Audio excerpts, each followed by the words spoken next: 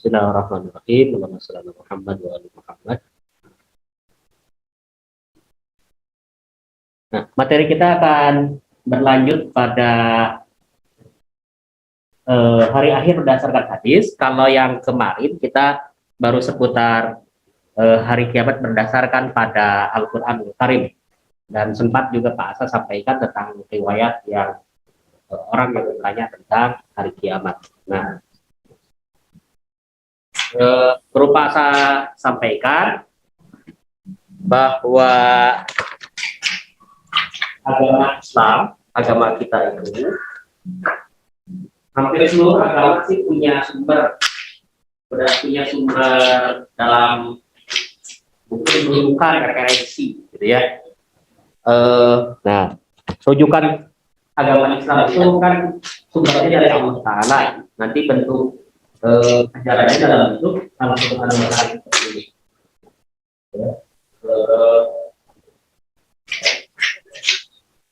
Nah, selain tapi ada yang membawa Al-Qur'annya, yaitu baginda Nabi Muhammad SAW yang perkataannya menjadi hadis, yang ucapannya tapi yang terkait dengan hal-hal yang terkait dengan agama.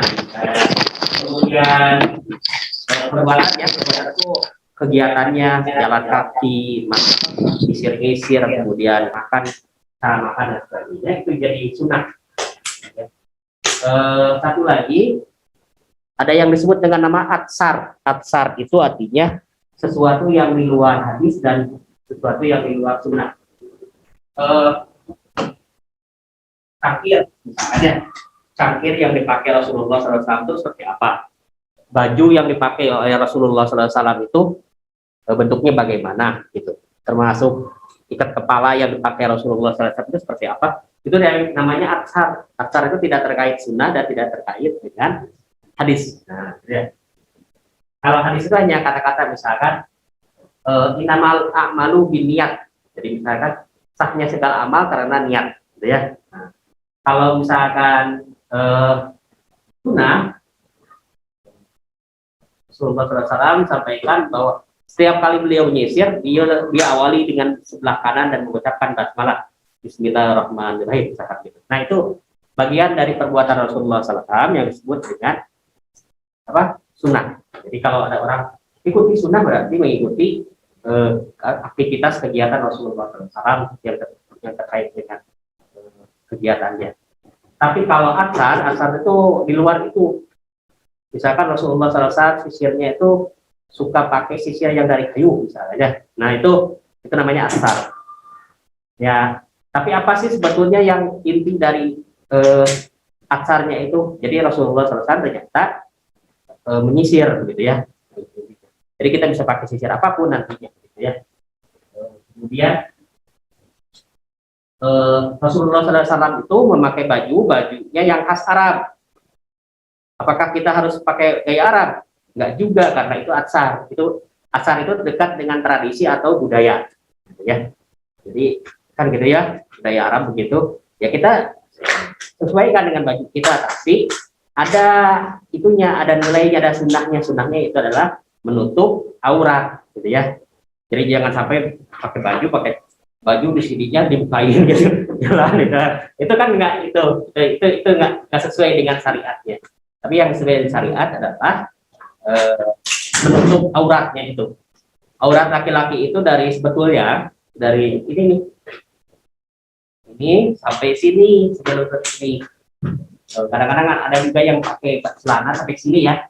Jadi ya itu nantinya karena memang auratnya segitu, cuman kita nggak enak juga ya kalau Jumatan misalkan kita pakai telanjang dada aja masuk gitu ya. Karena nggak enak sama orang lain ngapain dia mau renang atau apa gitu kan gitu. Atau misalkan terus apalagi pas ada AC nanti masuk angin kan gitu ya. Nah, gitu. Nah, tetap bahwa meskipun aurat laki-laki itu dari sini ke sini, tapi tetap badan kita juga harus kita pelihara agar tidak sakit dan sebagainya. Jadi harus menutup dengan pakaian yang layak. Nah, kalau ibadah tentu saja ibadah juga harus tanda petik sopan lah. Masa kalau ketemu kita ke sekolah kita kan rapi gitu ya. tapi pakai celana, pakai baju dan sebagainya. Kecuali kalau kalian ke kolam renang, kalian renang, nggak mungkin kalian pakai kaos dan sebagainya, kan nggak enak kan ya, nah, gitu. Nggak mungkin juga kalian naked gitu ya, gitu. Nah, kalau di hadapan Allah Ta'ala, karena Allah Ta'ala sebagai Maha Kuasa, sebagai Tuhan, harusnya kita menyesuaikan artinya ya pakaiannya yang bersih, pakaiannya yang baik, atau misalkan bukan baru sih, tapi ya betul-betul terjaga dari kotoran-kotoran. Nah, itu atsar ya, hadis, atsar, sama sunnah. Itu nah, hadis dan riwayat itu menjadi pedoman, menjadi referensi bagi umat Islam. Kemarin kita sudah menjelaskan tentang hari akhir berdasarkan ayat-ayat Al-Quran. Nah, sekarang Pak Asa akan menjelaskan hari akhir berdasarkan pada hadis. Nah, sebelum ini, Pak Asa akan bacakan, ini Pak Asa kutip dari buku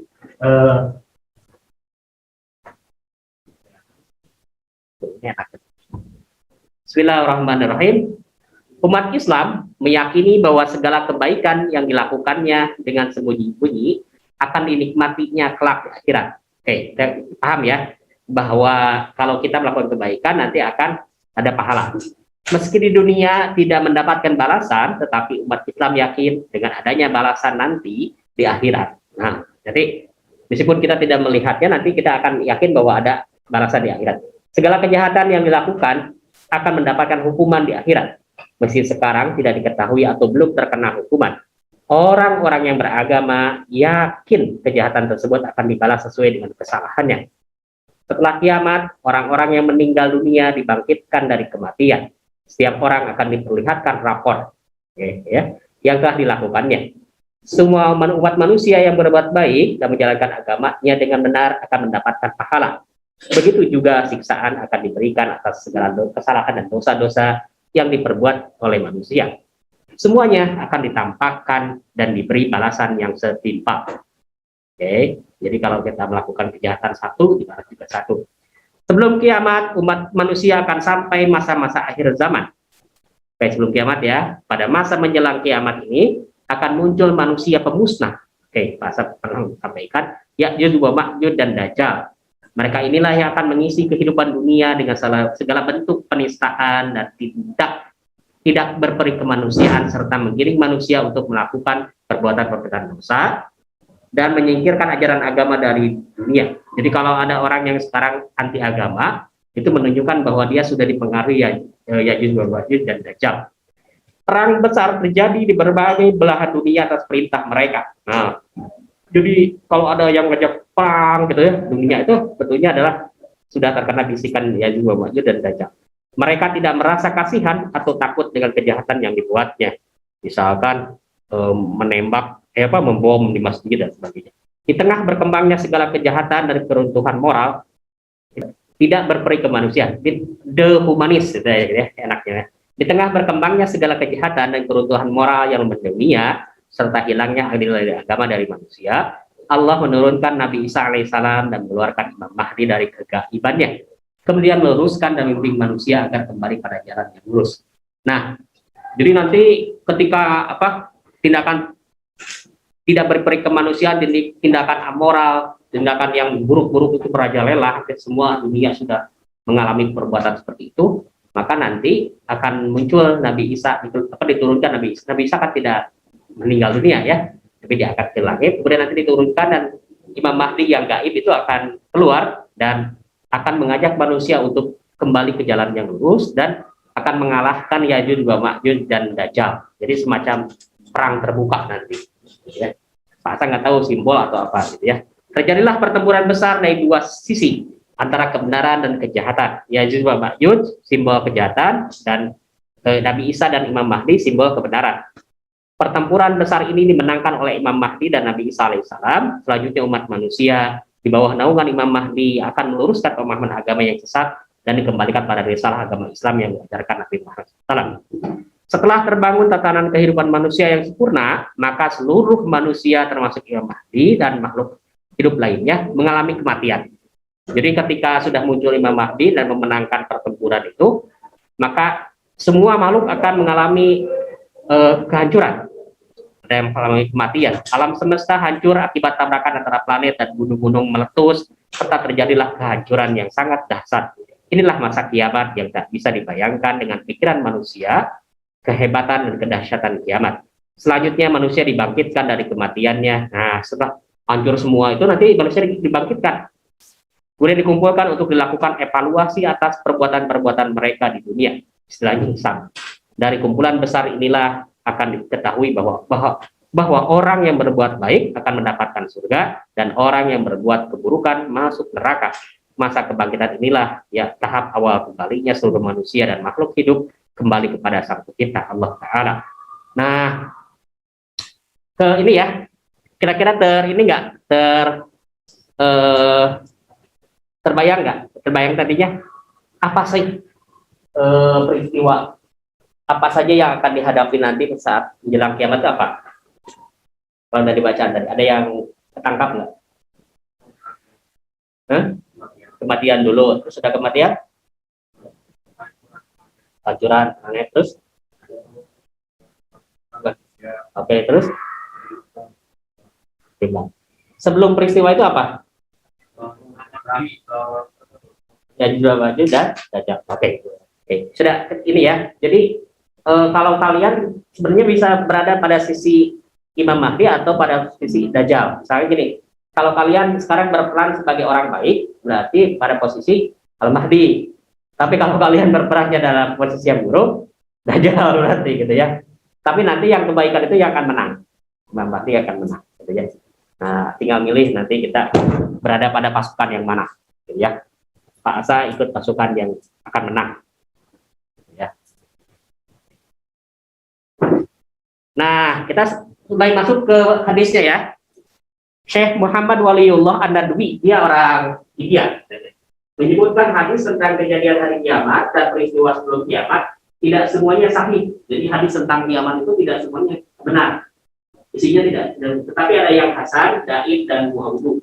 Hasan itu benar, kalau sahih itu benar seluruhnya, hasan itu kategorinya, tapi ada juga yang salah sedikit lah. Daif itu artinya lemah tuh, jadi tidak nyambung ke Rasulullah, bahwa itu palsu, dibuat-buat, tidak ada dari Rasulullah SAW. Oke, kalian tidak terlalu pikirin yang ini ya, tapi yang langsung ke sini. Karena Nabi menghimpun sekitar 188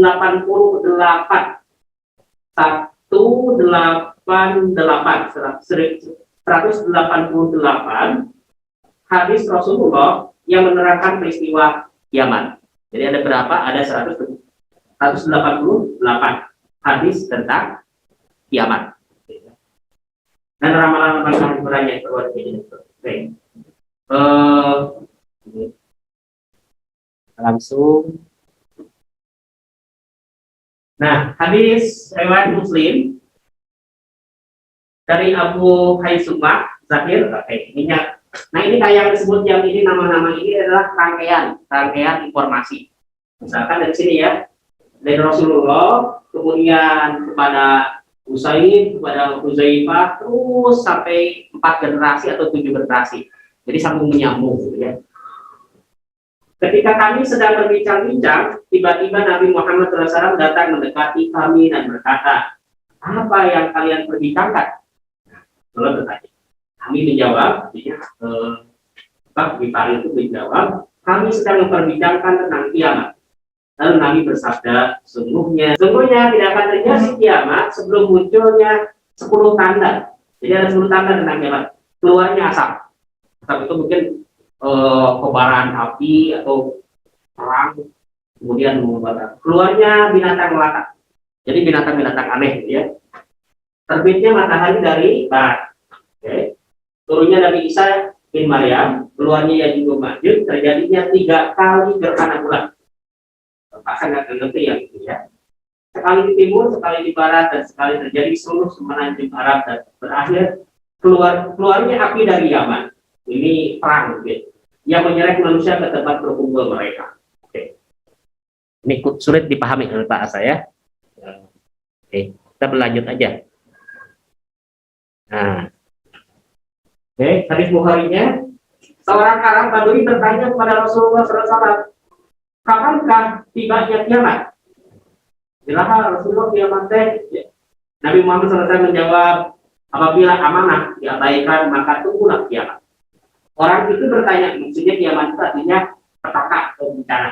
Orang itu bertanya lagi, bagaimana hilangnya amanat itu ya Rasulullah? Nabi Muhammad SAW menjawab, apabila urusan diserahkan pada orang yang bukan ahlinya, tunggulah kiamat, tunggulah bencana. Gitu ya. Jadi kita kalau menyerahkan sesuatu harus pada ahlinya. Rasulullah Shallallahu Alaihi Wasallam bersabda, belum akan datang kiamat sehingga seorang membunuh tetangganya, saudaranya dan ayahnya. Jadi nanti itu menjelang kiamat itu orang itu akan betapa mudahnya bunuh-bunuhan, dikit-dikit bunuh gitu ya. Tetangga kita.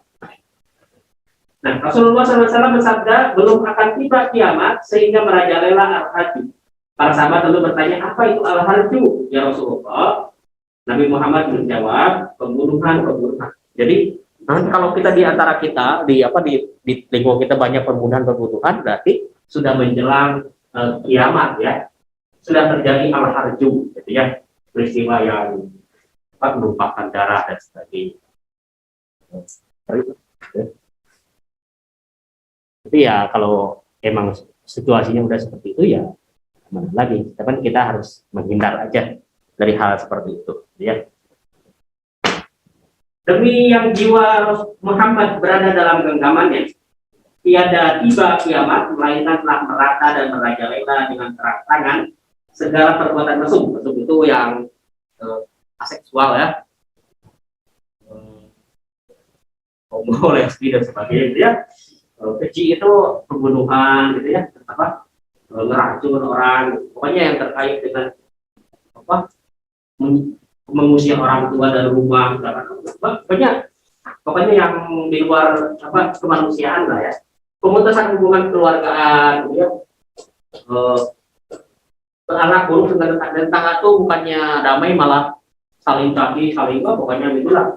Orang yang jujur dituduh berkhianat, jadi orang benar dianggap salah, dan orang yang khianat dianggap benar gitu ya. Terbalik lah gitu ya. Yang salah dibenarkan, yang benar salahkan begitu ya. Nah itu kalau udah melihat seperti itu artinya sudah masuk tahapan kiamat. Rasulullah SAW bersabda, kamu akan dibangkitkan pada hari kiamat tanpa sandal, telanjang bulat, ya udah telanjang bulat ya, nekat dan tidak dihitan. Ini mungkin kalau yang tidak dihitan apa? Kang Barat ya. Jadi ya kan kita kalau meninggal dunia kan nggak pakai sandal ya, dibalutin sama itu. Aisyah binti Abu Bakar bertanya ini, Aisyah binti Rasulullah bertanya, ya Rasulullah, laki-laki dan perempuan saling melihat yang ini kan nekat ya, apakah akan saling melihat? Rasulullah menjawab, pada saat itu segala urusan dahsyat sehingga orang tidak memperhatikan itu. Belum akan tiba kiamat sehingga kaum muslim berperang dengan orang-orang Yahudi. Nah ini ya, kita sudah agak perang-perangan itu antara Palestina sama Israel. Kaum muslim membunuh mereka dan mereka bersembunyi di balik batu dan pohon-pohonan. Lalu batu dan pohon-pohon berkata, wahai kaum muslim, wahai hamba Allah, ini orang Yahudi di belakang saya, jadi sembunyi ya. Mari bunuhlah dia, kecuali pohon-pohon yang tumbuh di Baitul Maqdis. Itu adalah pohon orang-orang Yahudi. Nah, ini kadang-kadang pasang nggak ngerti juga.